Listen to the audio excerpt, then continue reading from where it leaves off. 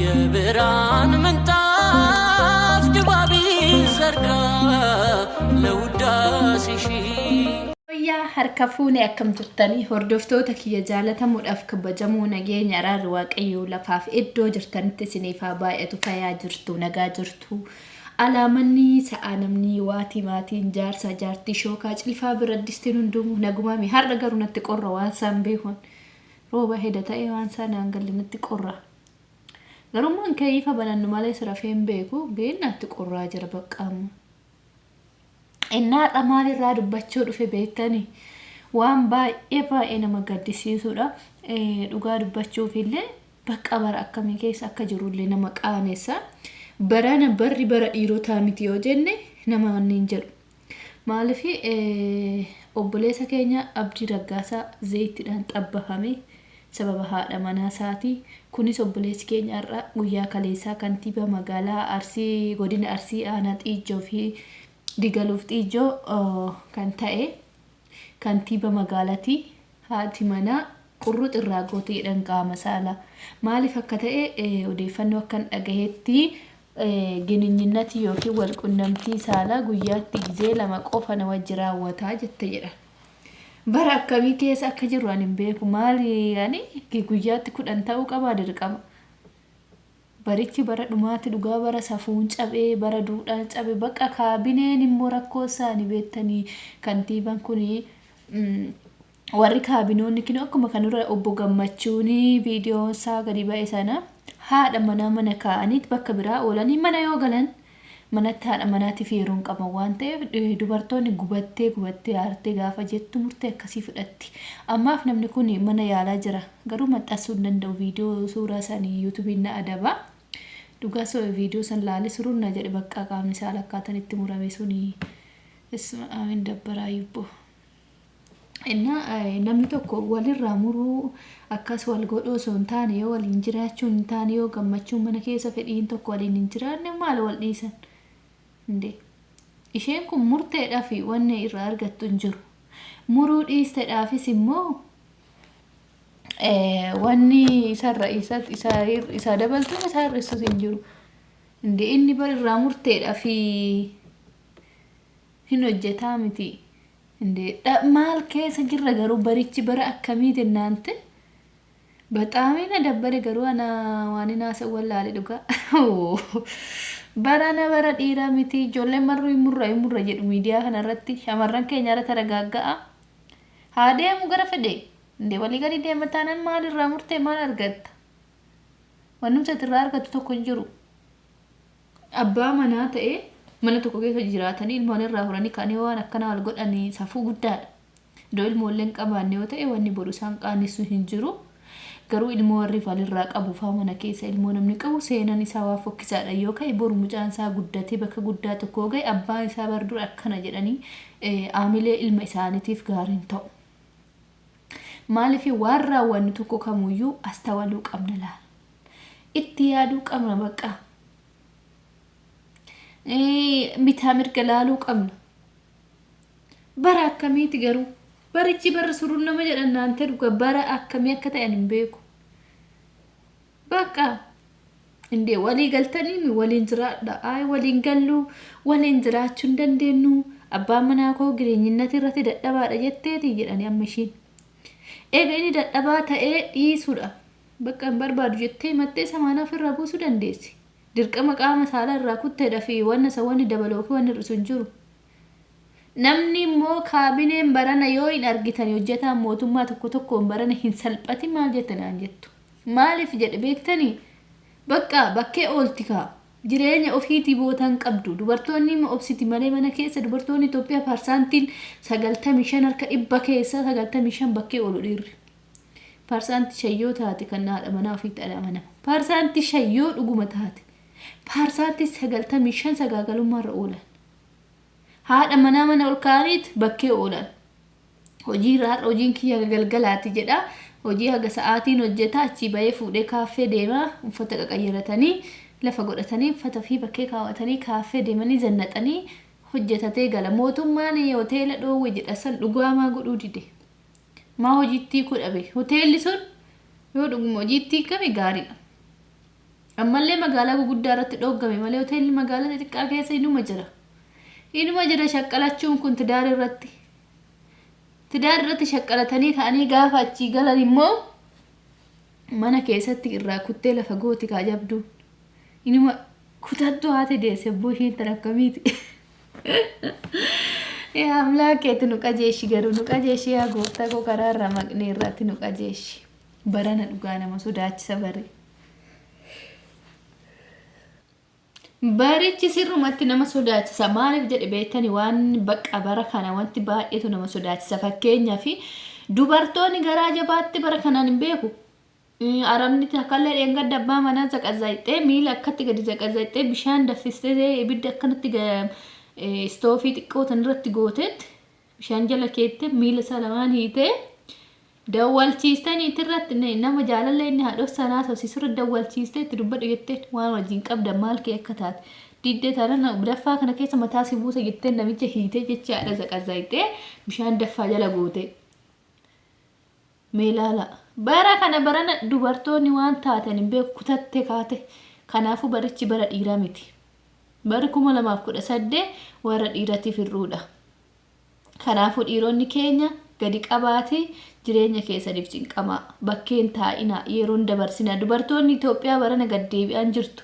Biyyuma hunda Itoophiyaa michaa miti. Lammumti Arabaallee Induneesiyaa, Bangaaliin, Filiipeenii, Yamanoonni nama hedduu kan abbaa manaa akkasitti dhibbisaa jiran argiyan. Tun immoo kutattuu naati irraa deesse qurruut gootee lafa goote. Maaliif garuu naante?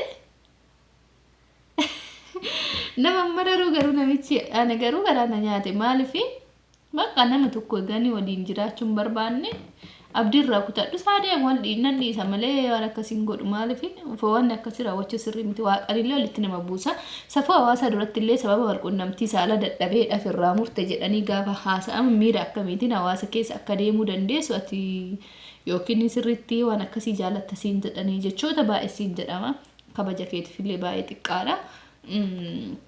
Sirrii miti. Garummaa dirqamaa miti ka gisee kudhan raawwachuun waa'ee horiidha nama hin dadhaba.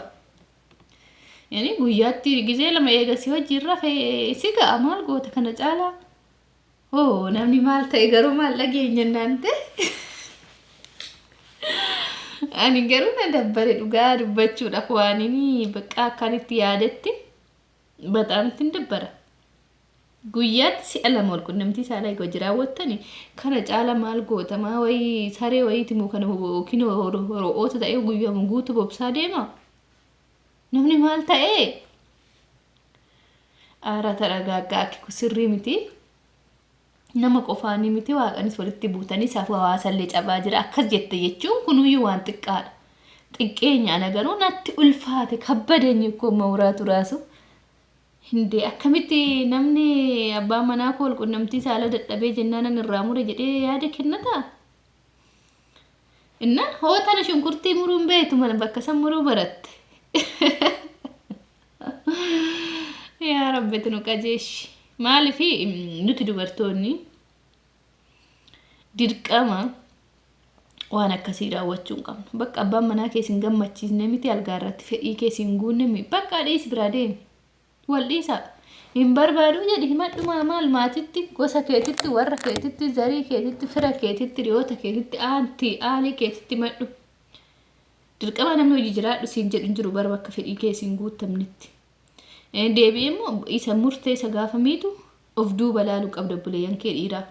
Obboleessa kee dhiiraa osoo dubartiin akkas goote jedhi yaadi. Boru ilma kee dhiiraan odoo dubartiin akkas mucaa koo goote jedhi yaadi. Maaliif gowwaan akkasii kana gaafa balleessinu duraa duuba keenya beekuu qabna. Dhugaadha dubartoota hedduudha kan biyya Arabaa kanatti hin obboleetti keenya dhiyoo kana Saudi Arabiyaa keessatti dhiira sadiin qaxaqqaxan jechaadha. Sababni qaxaqqaxamteef maali?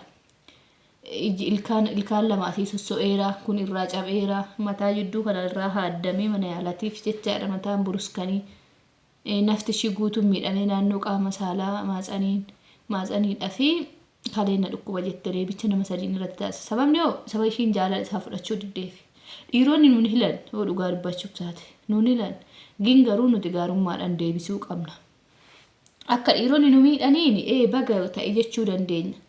Garuu immoo buru obboleessa kiyya irra gahaa laata abbaa ilma koo irra gahaa laata jennee yaaduu qabna malee akkuma nutti dhufee balleessatti seenuu hin qabnu. Maaliif borunus ilma dhiiraa qabna waan irra ga'uun beeknu. Mucaa keenya karaa gaarii irra guddisuu yaadu obboleessa keenya karaa gaariitti gorsuu gaaf dubartii miidhu caallisnee obboleessa kiyya jennee dhiisuu hin qabnu. Miidhaan sun akka gifii namatti ta'u bara kana keessa oolee namaan buluu cubbuun bara kana yoosuu nama qaba. Keessattuu dhiironni dubartii miidhan kana dura mucaa wayisuu darabiyaa keessatti mucayyoota akka maatsanii ishii kana haga laphee biraatti halbeedhaan tarsaasee garaa ishee kana jechaadha. Maaliif dhiirri namaan na hoo dhugaa dubbanne garuu dubartoonni immoo asaana kana dubartoonni keenya kutattuu taate cittuu taate bakka jala sadartee jabaattuu taate. Kanaafuu dhiironni keenya of eeggannoo taasisaa. Tidaarii keessan keessatti bakka qabaadhaa. Haadha manaa keessaniif yeroo qabaadhaa.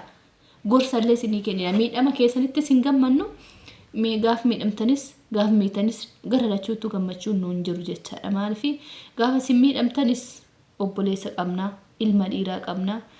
Kanaafuu nu agafanna dhugaa. Obboleessi amma namichi kun kantiibaa magaalaa anaa digaluu xijjoo kun miidhaa hamaan isa argee namni kun amma fayyaa isaatiif hodhamaa fi jiragiin hodhamee namni kun hojii qaamni isaa kun deebii akka duraa sanii ta'a. Fincaan bichaadha tubboo sirreessu immoo bakka sanuu bakka sanyiin kormaa itti kuufamu kan jalaa san kutteetti jechaadha. Inni sun sanyiin kormaa sun kutame taanaan hojiidhaan ala ilmoo dhalchuu hin danda'u. Laaluu qabda. Kanaafuu dursaati tidaarii keessanii yeroo qabaadhaa. Mana keessaniif kabaja qabaadhaa. Haadha manaa keessaniif kabaja qabaadhaa. Cal'istaniituma bakkuma arginetti nu hojjetaa mootummaatii beekadha barataadha yookiin barsiisadha jettanii hayyuudha jettanii akka abbadina mana keessanii bakka qabaadhaa. Alli sun aluu sababa saniinoo waan sii dhalame ilaali. Fakkeenyaaf irrumaa barumsa fudhaamee dubartoota buuta qabaadhaa. Abdiin argate isa argate akka abdiillee argitan dubartii gaafa miitan dhiirri keenya gaaf dubartoota miitan garuu jarattiin namaa miti warra jedhutti moona aarsa warra dhiirota tokko tokko. Maaliif jedhe beektan jarattiin namaa miti warra jettan waliin aarsitanii isinoo namummaan keessan haadha manaa keessan yeroo dhabuudha. Bakkee deemtanii sagaagaltanii kaatanii gaaf gubattee isinirraa kutte jarattiin namaa miti gaafa jettan nu maal balleessine jedha yaada warra dhiirallee. Keessatti of seef godha dhiironni keenya hin balleessina tidaarii keessanii amanamaa ta'a. Nama ishii bichaa biratti mitan muramu qaamni keessan samiitti illee ni gaafatamtu waaqayyoon haadha manaa kee irratti ishii mana keetti bakka biraa zimmuutii hojjechuun cubbuudha. Kanaafuu rabbi sinaatis obbolaa keenya karaan taane dhaabatina bakkan taane dhaabatina safaran taane dhaabatina waan fokkisaan hojjetina waan sinirraan eeggamne hojjetina bakka gaariitti argama waan safuu cabsuun hojjetina kanuma siniin jedha. Waan dhaggeeffataniif galatooma dhiirota keenya 2018 keessa waan hin taaneef warabbi sinaatis sun jedha. Shamarran bara kana keessa bakka kutatte mee amma dubartii haga sodaatan jabeenya laal dhiirri nama sadi ta'e dubartii takkitti reeban suuditti. Barichi keessanii miti dubartii sodaatamtee jirti bara kana keessa. Kanaafuu walii haa yaadnu wal miidhuu caala wal sirreessuu wal gorsuu karaatti wal deebisuu haa barannu. Waan dhaggeeffataniif galatooma warroonni immoo chaanelaa eebbisaa intartiimentiidha faarawaa taatan laayikii sheerii sabiskiraayib koomentii gochuudhaan nu jajjabeessaa isiniin jedha. Waan dhaggeeffataniif galatooma yaada keessan qeeqa keessan koomentii jalatti nu barreessaa yeroo kamiyyuu balballi inbooksii keenya banaadha waan dhaggeeffataniif galatooma.